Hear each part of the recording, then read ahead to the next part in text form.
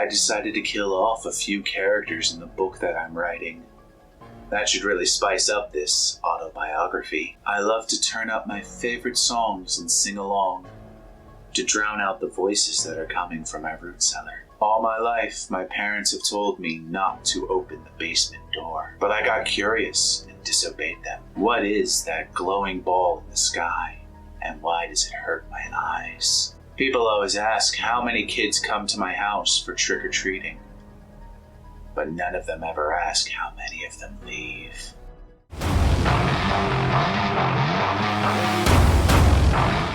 Alright, let's go ahead and take a look at Week 7. Starting match we have is the Senior Citizen Bowl. It's William versus Uncle David. Uncle David desperately trying to get himself going again, and William still trying to beat everybody up so that way he could face Kyle again in the playoffs. However, it looks like William is going to beat his second David in a row as he takes down Uncle David. William beats Uncle David 157 to 127, meaning that Uncle David will now fall to 2-5 and William will rise to 5-2. Next up, it's the One He Has Gotta Win Bowl of the week. That's right, it's Kelly versus Bob. Now, both teams were on a serious losing streak. Kelly on a 4-game losing streak and Bob on a 5-game losing streak. And it looks like Kelly is finally going to end hers as she beats Bob. Kelly beats Bob 127 to 114, meaning that Kelly will now rise to 3-4 and Bob will fall to 1-6. Next up, it's the Friend Bowl. It's Alexa versus Danielle. Now, Alexa is on a hot streak right now as she won her last 4 games in a row. I even had to look that up. It surprised me too, shit. And Danielle is currently struggling to get out of the gate, and unfortunately, her troubles are going to continue as Alexa beats Danielle this week. Alexa beats Danielle 142 to 121, meaning that Danielle will now fall to 1-6, and Alexa will rise to 5-2. I know, I'm shocked too. How the hell is Alexa 5-2? Next up, it's the game of the week that makes no sense. It's David versus Chris. Chris is easily the favorite coming into this week as he is our current champion and is racking up some high numbers. And David's been struggling to just stay around 500 so that way he's still relevant for the playoffs. But somehow, someway, David is going to beat the champ this week as he takes down Chris. David beats Chris 118 to 92, meaning that David will now rise to 4-3 and Chris will fall to 4-3. Our last game of the week is the most frustrating game to report on this week. You see, Kyle has been undefeated this entire season. He's currently 6-0. And this week, he had a lot of his heavy hitters on bye weeks this week. So if anyone was going to take Kyle down, this was the week to do it. Justin came into this game favored to do it.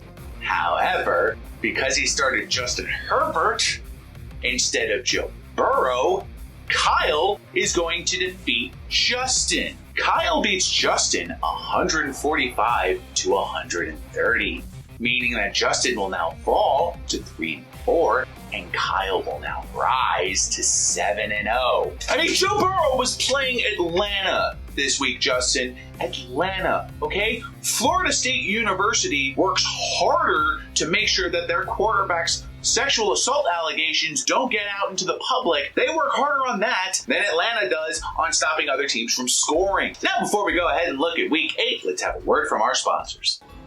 It's Halloween again, and unfortunately, like every year, all the focus is going towards the children. But what do we as adults get to look forward to on Halloween?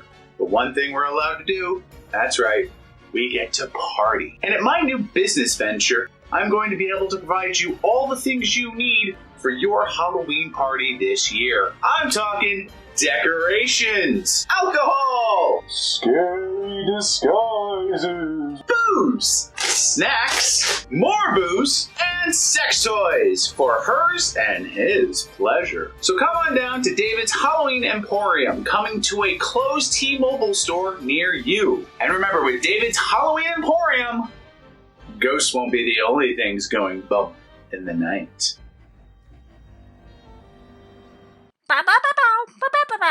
Conservatives are going after Blue. Conservatives want to take down the progressive icon that is Blue, simply because Blue tried to rig an election. Blue tried to rig the internal election within its own party, simply because Blue wanted to vote for the female candidate. I deny these allegations. On the basis that these people's votes didn't count anyway, I'm more important, I know who you should pick. Blue even tried to use an opponent's atheism against them. I mean, like, for God's sakes, how can you not believe in God?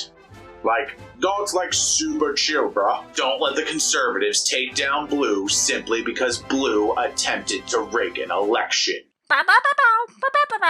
Starting match we have is the championship rematch from last year. It's champion Chris versus the second place Uncle David. Uncle David really struggling to get out of the gate this year, and Chris, he's not having his hard time. He's just had some shitty luck happen to him, so it's really anyone's game. I wish you both the best of luck. We'll see who wins this round. Next up is the 3-4 Kelly, who just finally broke her losing streak, versus the 5-2 William. Both teams looking to make their big plays for the playoffs. We'll see which one of you it wins. Good luck. Then we have the 1-6 Danielle versus the 1-6 Bob. Both teams really struggling to get out of the gate, but one of you's got to win. I wish you both the best of luck.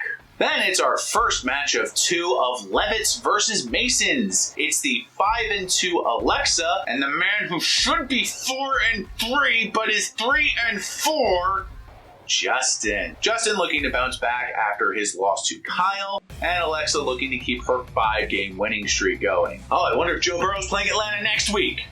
He's not.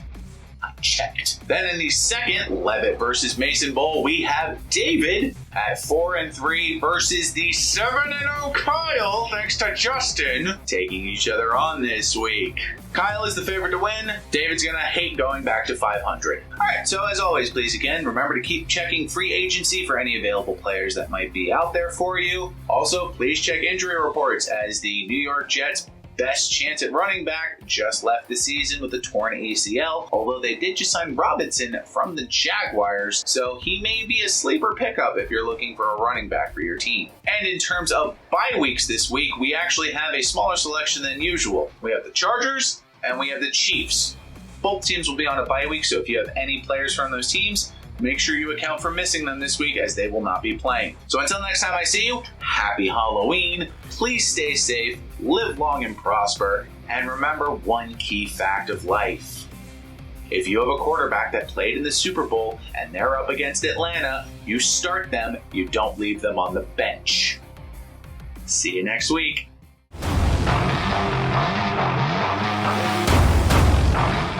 One time, a man had a quarterback who played in the Super Bowl and left him on the bench while they were playing Atlanta.